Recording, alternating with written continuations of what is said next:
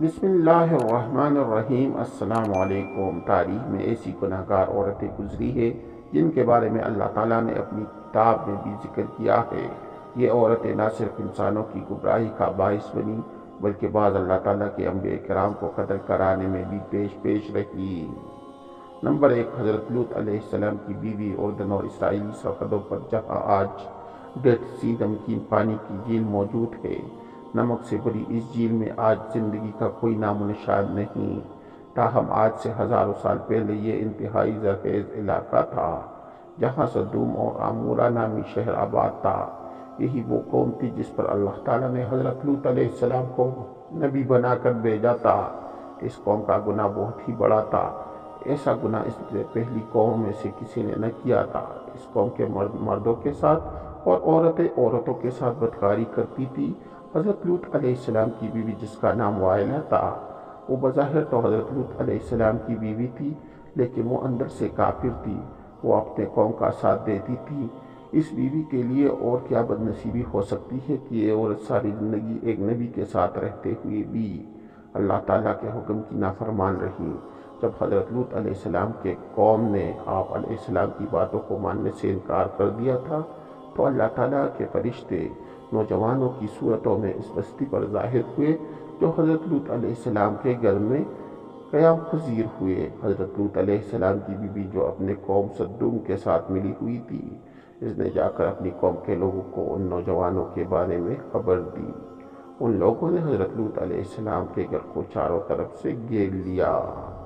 اس پر فرشتوں نے حضرت لوط علیہ السلام کو اس قوم پر عذاب لانے کی خبر سے آگاہ کیا اور آپ علیہ السلام کو حکم دیا کہ آپ اپنے گھر والوں کو لے کر یہاں سے چلے جاؤ۔ حضرت لوط علیہ السلام ابھی راستے میں ہی تھے کہ ان لوگوں پر اللہ تعالیٰ کی طرف سے پتھروں کی بارش ہو گئی۔ آپ علیہ السلام کی بیوی جو اپنی قوم کا ساتھ دیتی تھی، وہ بھی اپنے قوم کے ساتھ تباہ و برباد ہو گئی تھی۔ سدوم کے پہاڑوں میں آج بھی وائلہ کی آبادی موجود ہے۔ حضرت لوط علیہ السلام کی بیوی کا تذکرہ قرآن پاک کے علاوہ بائبل میں بھی موجود ہے۔ حضرت نوح علیہ السلام کی بیوی قوم نوح شرک جیسے گناہ میں مبتلا ہو چکی تھی۔ اس قوم کے لوگوں نے اپنے سرداروں اور نیک لوگ کے بتوں بنائے تھے، ان کی عبادت اور پوجا شروع کر دی۔ اللہ تعالیٰ نے حضرت نوح علیہ السلام کو اس قوم پر مبعوث فرمایا۔ یہ قوم اتنی ظالم اور نافرمان تھی، اس قوم کے لوگ آپ علیہ السلام کے گھر داخل ہو کر آپ علیہ السلام پر ظلم کرتے اور آپ علیہ السلام کو بے یار و مددگار چھوڑ جاتے۔ حضرت نوح علیہ السلام کو مجلسوں سے نکال دیا جاتا تھا۔ حضرت نوح علیہ السلام کی بیوی ان کافروں کے ساتھ ملی ہوئی تھی۔ مفسرین حضرت نوح علیہ السلام کی بیوی کا نام واحلہ یا واغلہ بیان کرتے ہیں۔ یہ عورت کافر ہی نہیں تھی بلکہ ان کا رہن سہن بھی کافروں جیسا تھا۔ حضرت نوح علیہ السلام کی بیوی کافروں میں شریک ہو کر آپ علیہ السلام کو دیوانہ اور مجنون اقرار دیتی تھی۔ یہ عورت بتوں کی بڑی تعریفیں کرتی تھی۔ جب کوئی بندہ بتوں کو چھوڑ کر ایک خدا کی طرف مائل ہوتا، یہ عورت اپنی قوم میں جا کر اس آدمی کا نام بتاتی جس سے اس قوم کے لوگ اس بندے کو مارتے اور پیٹتے۔ اسی طرح سے وہ بندہ بھی ڈر اور خوف کے مارے پھر سے بتوں کی پوجا کرنے پر مجبور ہو جاتا۔ واحلہ نامی اس عورت نے حضرت نوح علیہ السلام کے ایک بیٹے یام کو بھی کفر میں مبتلا کر دیا تھا، لہٰذا آپ کا یہ بیٹا بھی ماں کی طرح کافروں سے مل کر آپ علیہ السلام کی مخالفت کرتا تھا۔ اللہ تعالیٰ نے اس قوم کی بدبختی قرآن پاک میں بیان کی ہے۔ اس کے تفصیلی افعال بائبل میں بھی موجود ہے۔ جب اللہ تعالیٰ نے حضرت نوح علیہ السلام کی قوم پر سیلاب کا عذاب نازل کیا تو آپ علیہ السلام کی بیوی اور نافرمان بیٹا یام بھی اپنی قوم کے ساتھ برباد ہو گئے۔ نمبر 3، دلائلہ وہ عورت ہے جس کا نام کئی صدیوں سے بے وفائی اور دغا بازی میں بہت ہی مشہور ہے۔ دلائلہ کا ذکر قرآن پاک اور بائبل میں پڑھنے کو ملتا ہے۔ واقعہ کچھ یوں ہے کہ حضرت موسیٰ علیہ السلام کی وفات کے بعد بنی اسرائیل کی قوم عمالقہ کی محکوم بن گئی تو اللہ تعالیٰ نے اس قوم میں بہت ہی طاقتور لڑکے کو پیدا کیا جس کا نام سمسن تھا۔ سمسن اس قدر طاقتور تھا جو اکیلا ہی کئی ہزار بندوں کا مقابلہ کر لیتا تھا۔ قوم بنی اسرائیل نے اس بندے کی صلاحیت اور بہادری دیکھتے ہوئے سمسن کو اپنے قاضی کے عہد پر فائز کر دیا۔ اس کی طاقت کے ذریعے قوم عمالقہ پر فتح حاصل کرنے کی کوشش میں لگ گئی تھی۔ دوسری طرف قوم عمالقہ سمسن کی طاقت پر قابو نہ پا سکی۔ انہوں نے اپنی قوم کی ایک لڑکی جس کا نام دلائلہ تھا، اس کو سمسن کی بہادری اور اس کی صلاحیتوں کا راز دریافت کرنے کے لیے سمسن کے پاس بھیجا تھا۔ سمسن اس لڑکی کو دیکھ کر پاگل ہو گیا اور اس کی محبت میں دیوانہ ہو گیا۔ اس نے اس لڑکی کو اپنی صلاحیت کے سب راز بھی بتا دیے تھے۔ سمسن نے کہا اس کی طاقت کا راز اس کے بالوں میں ہے۔ ایک دن موقع پاتے ہی دلائلہ نے سمسن کے لمبے بال کاٹ لیے۔ اسی رات قوم عمالقہ نے بھی سمسن پر حملہ کر کے اس کو گرفتار کر لیا۔ جب ایک دن قوم عمالقہ سمسن کو گرفتار کر کے جشن منا رہی تھی تو سمسن نے اللہ تعالیٰ سے دعا کی، یا اللہ تعالیٰ مجھے معاف کر دے۔ اللہ تعالیٰ نے سمسن کی دعا قبول کرتی ہوئی اس کی طاقت واپس لوٹا دی۔ جس ستون کے ساتھ سمسن کو باندھا گیا تھا، سمسن نے اس ستون کو اپنی طاقت سے کھینچا تو سارا محل زمین پر گر گیا، جس کے نتیجے میں دلائلہ اور قوم عمالقہ کے بے شمار لوگ موت کی گھاٹ اتر گئے۔ نمبر 4، جائزبل لبنان کی بادشاہ کی بت پرست بیٹی تھی۔ اس کی شادی قوم بنی اسرائیل کے بادشاہ آخیب سے ہوئی۔ جائزبل نے یہ نہ صرف آخیب کو بت کی پوجا کرنے پر لگایا، تمام ریاست میں ایک خدا کو ماننے کی بجائے بے شمار بت بنا دیے گئے تاکہ ان لوگ بتوں کی پوجا کرتے ہوئے گمراہی سے باہر ہی نہ نکلے۔ ایک دن قوم کے ایک بندے یرمیہ علیہ السلام نے جائزبل اور اس کی شوہر کو کہا کہ تم سب لوگ بت کی پوجا کرنے کی بجائے ایک خدا کی عبادت کیا کرو، اس میں تمہاری بھلائی ہے۔ اس ظالم عورت نے نیزے کا اتنا شدید وار کیا جس کی وجہ سے وہ بوڑھا آدمی شہید ہو گیا۔ حضرت یرمیہ علیہ السلام نے اس عورت کو بددعا دی کہ بہت جلدی تیرے حسن و جمیل بدن کو کتے نوچ نوچ کر کھا جائیں گے۔ اس کے بعد اللہ تعالیٰ نے اس قوم پر حضرت الیاس علیہ السلام کو بھیجا، تاہم یہ ملکہ ایمان لانے کی بجائے آپ علیہ السلام کو بھی ماننے کے لیے تیار ہو گئی۔ پھر ایک دن حضرت یرمیہ علیہ السلام کی بددعا رنگ لائی اور ملک اسرائیل پر سرحدوں کی قبائل وحشی نے حملہ کر دیا۔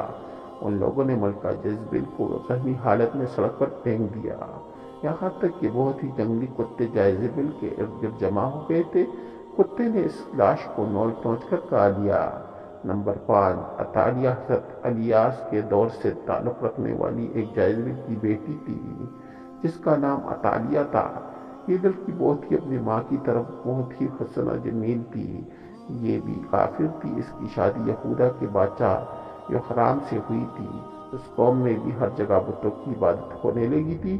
اس قوم پر بھی وحشی لوگوں نے حملہ کیا تھا، جس کی وجہ سے وحشی لوگوں نے یوحرام بھی قتل کرنا چاہیے، لیکن یہ بادشاہ ایک غار میں چھپ گیا، جس کی وجہ سے اس غار میں ہی اس بادشاہ کی موت واقع ہو گئی تھی۔ جب وحشیاں ملک کا عطالیہ اور اس کی بیٹی افضالیہ کو اپنے ساتھ ہی لے گئے تھے، ان ماں بیٹی کو بہت ہی زیادہ ذلیل کرنے کے بعد ماں اور بیٹی کو آزاد کر دیا گیا تھا۔ اس کے بعد عطالیہ نے بتوں کی عبادت سے توبہ کر کے حضرت موسیٰ علیہ السلام کی مذہب پر آ گئی تھی، لیکن اس تبدیلی کو سال بھی نہ گزرا تھا کہ عطالیہ پھر کفرانہ کاموں کی طرف لوٹ آئی۔ اس کی بیٹی کے قتل کے بعد ملکہ عطالیہ کو ہی سلطنت یہودا کا تاج پہنا دیا گیا تھا۔ اس نے اپنی دولت کے نشے میں آ کر اپنے پوتوں کو قتل کروا دیا، پھر اپنی رعایا میں بہت ہی ظلم و ستم کرنے لگی، تاہم اس کا پوتا اس سے جان بچانے میں کامیاب ہو گیا۔ یہودا کے لوگوں نے اس کو اپنا بچہ بنا لیا تھا۔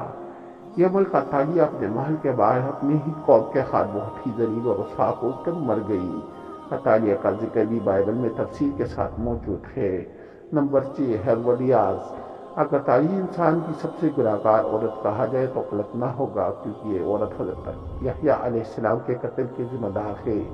یہ حضرت عیسیٰ علیہ السلام کی پیدائش سے چند برس پہلے کی بات ہے کہ ہیروڈیاس ایک غریب اور بہت ہی حسین و جمیل خاتون تھی۔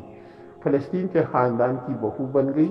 ابتدا میں اس کی شادی شہنشاہ کے دوسرے بیٹے ہرود سے ہوئی اور اس ہیروڈیاس کے گھر ایک لڑکی پیدا ہوئی، تاہم جب وراثت کی تقسیم کے بعد جب ہیروڈیاس نے دیکھا کہ سب سے زیادہ طاقت اور فلپ کے بھائی انتباس کے حصے میں آئی ہے، تو اس نے بھی اپنے شوہر کو چھوڑ کر انتباس سے ہی شادی کر لی تھی۔ ان دونوں اللہ تعالیٰ کے نبی حضرت یحییٰ علیہ السلام جنہوں اہل کتاب یوحنا کے نام سے پکارتے ہیں، لوگوں کو درس و تدریس دینے لگے۔ ہیروڈیاس کو کی دینی باتیں پسند نہ آتی، جس کی وجہ سے اس نے حضرت یحییٰ علیہ السلام کو گرفتار کروا دیا۔ ہیروڈیاس نے کافی بار کوشش کی کہ وہ اپنے شوہر التباس سے آپ علیہ السلام کے قتل کے احکامات جاری کروا دے، تاہم التباس نے ایسا نہ کر سکا۔ ہیروڈیاس کی بیٹی سلومی اب جوان ہو چکی تھی۔ جب اس نے حضرت یحییٰ علیہ السلام کی معصومیت اور نور کو دیکھا تو وہ آپ علیہ السلام پر فدا ہو گئی۔ اس نے آپ علیہ السلام کو گناہ کی دعوت دی، لیکن آپ علیہ السلام نے اس کی طرف آنکھ اٹھا کر بھی نہ دیکھا۔ آپ یہ دونوں ماں اور بیٹی یحییٰ علیہ السلام کے خلاف ہو گئی تھی۔ ایک دن بادشاہ التباس کے سامنے سلومی نے بہت ہی اچھا بیہودہ ڈانس کیا۔ رقص کرتے ہوئے اس نے اپنے جسم کے سارے کپڑے اتار ڈالے۔ اس رقص میں بادشاہ نے بہت ہی دلچسپی لی۔ اس نے سلومی کو یہ رقص بہت ہی پسند آیا۔ اس نے سلومی سے کہا، تم کیا مانگنا چاہتی ہو؟ میں تم کو حاضر کر دیتا ہوں۔ اس عورت نے جواب دیا کہ میں چاہتی ہوں کہ تم حضرت یحییٰ علیہ السلام کو قتل کر دو۔ بادشاہ جو کہ بڑے محفل میں سلومی سے عہد کر چکا تھا، اس نے یحییٰ علیہ السلام کو شہید کر دیا۔ اس طرح سلومی اور اس کی ماں اس گناہ میں بھی شامل ہو گئی تھی۔ نمبر 7، ام جمیل ابو لہب کی بیوی تھی، جس کا نام عروہ بنت حرب تھا۔ اس کی آنکھیں کا بینگا پر نمایاں تھا، جس کی وجہ سے ان کو لوگوں میں کافی مشہور تھی۔ قرآن پاک میں اللہ تعالیٰ نے ابو لہب اور اس کی بیوی کو انتہائی سخت الفاظ میں کیا ہے۔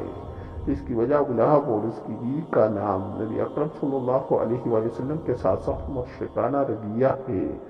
یہ دونوں میاں اور بیوی آپ صلی اللہ علیہ وآلہ وسلم کو تکلیف اور اذیت پہنچانے کا کوئی بھی موقع ہاتھ سے نہیں جانے دیتے تھے۔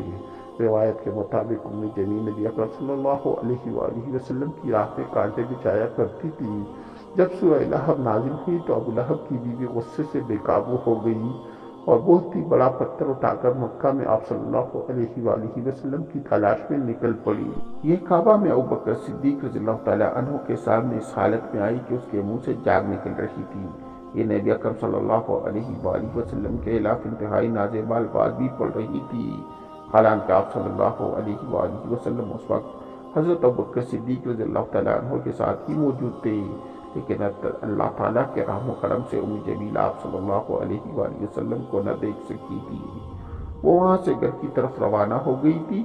بے شک ام جمیل تاریخ کی بہترین خاتونوں میں شامل ہیں، کیونکہ اس نے نبی آخر الزماں سرور کائنات وجیہ تخلیق کائنات حضرت محمد صلی اللہ علیہ وآلہ وسلم کو بے شمار تکلیفیں پہنچائی۔ معزز دوستو، اگر آپ لوگوں کو میری ویڈیو اچھی لگی ہو تو میرے چینل کو سبسکرائب کریں، اس ویڈیو کو لائک کریں اور دوستوں کے ساتھ شیئر کریں۔ انشاءاللہ نیکسٹ ویڈیو پر ملاقات ہوگی۔ اللہ حافظ۔